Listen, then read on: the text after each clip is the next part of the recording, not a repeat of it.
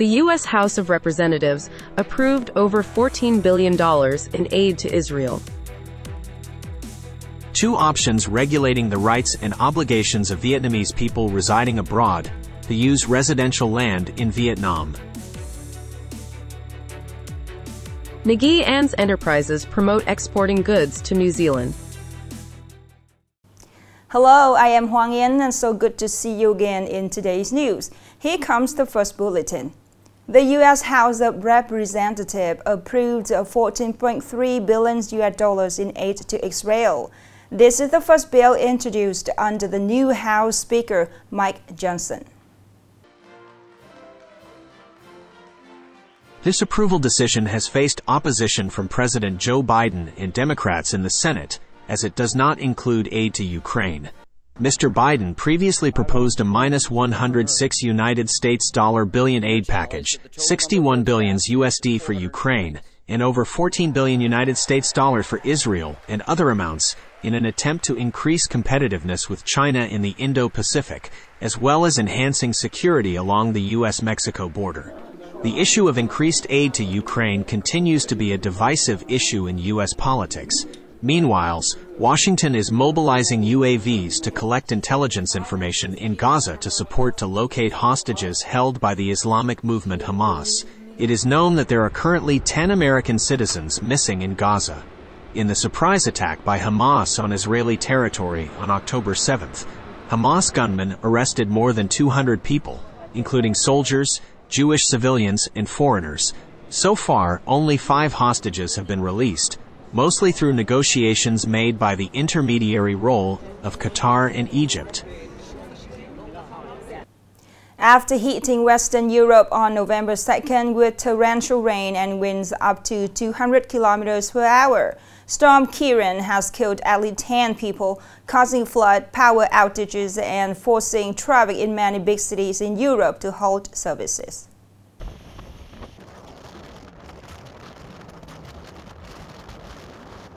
Accordingly, 4 out of 10 people died due to falling trees. In addition to human loss, Storm Truyen also affected the lives of millions of Europeans where the storm passed. In France alone, 1.2 million homes lost power and more than 1 million people were cut off from internet and mobile networks. Hundreds of schools in the south of England were forced to close. Rail and ferry services, including the Eurostar high-speed train service connecting the Netherlands, Belgium, France, Germany, and the UK, have been cancelled or suspended because of the storm. During today's working hours of the 6th session of the 15th National Assembly on the Draft Land Law amended, 2 options offered to regulate the rights and obligations of Vietnamese people residing abroad in terms of using residential land in Vietnam just received many comments on delegates.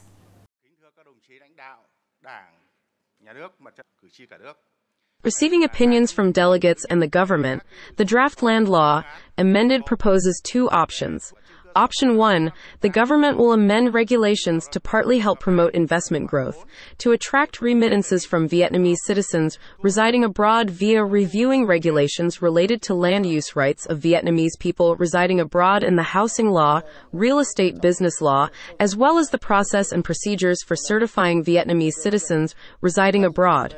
Option 2, the government will make no changes to the current law. Vietnamese people residing abroad with Vietnamese nationality have the same land use rights as Vietnamese people residing abroad without Vietnamese nationality. After heated discussion, the majority of the National Assembly Standing Committee agreed with option 1 and asked the National Assembly for final decision on this content. Now let's move to some updated news. In the second qualifying round of the 2026 World Cup, the match between Vietnam and Iraq is taking place at 7:00 p.m. on November 21st at My Dinh Stadium, Hanoi. It is expected that tickets will be for sale online from November 7th with 4 prices: 200,000 Vietnamese dongs, 300,000 Vietnamese dongs, 450,000 Vietnamese dongs, and 600,000 Vietnamese dongs. Those prices are relatively high. However, people believe that if the Vietnamese team has a good opening match against host Philippines on November 16th, the home match will certainly be interested by fans.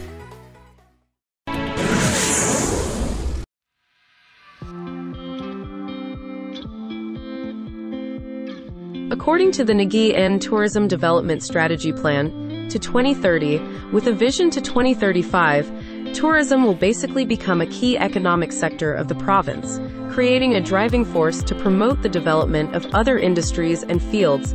This plan is expected to promote the potentials and advantages in terms of geographical location, natural resources, and local cultural heritages to create a breakthrough development for tourism in the province. With right direction, Nghe An can become an attractive destination of Vietnam with unique tourism products that are imbued with local culture by 2030.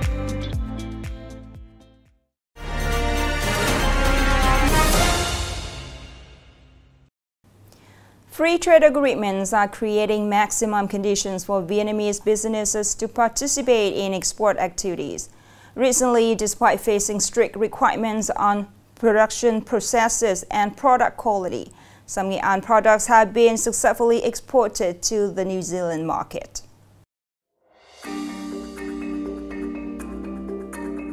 New Zealand is considered a potential market for Vietnamese businesses to access. Thanks to multilateral FTAs, tariff and non-tariff barriers are increasingly low or eliminated. This is a great advantage to help Vietnamese goods in general, and Nghe An's in particular, increase their competitiveness, in comparison with goods from countries that do not have FTAs with New Zealand. And from 2022 until now, many products made in Nghe An, such as shoes, textiles, kinds of packaging, rice, and paving stones, have successfully approached this market. If each company can create a green environment and operates in line with the law, it has a great competitive advantage. However, it is still important to note that many businesses in Nghe An are still vague about the conditions for goods to be imported into New Zealand. Meanwhile, finding appropriate partners to cooperate in New Zealand is not easy.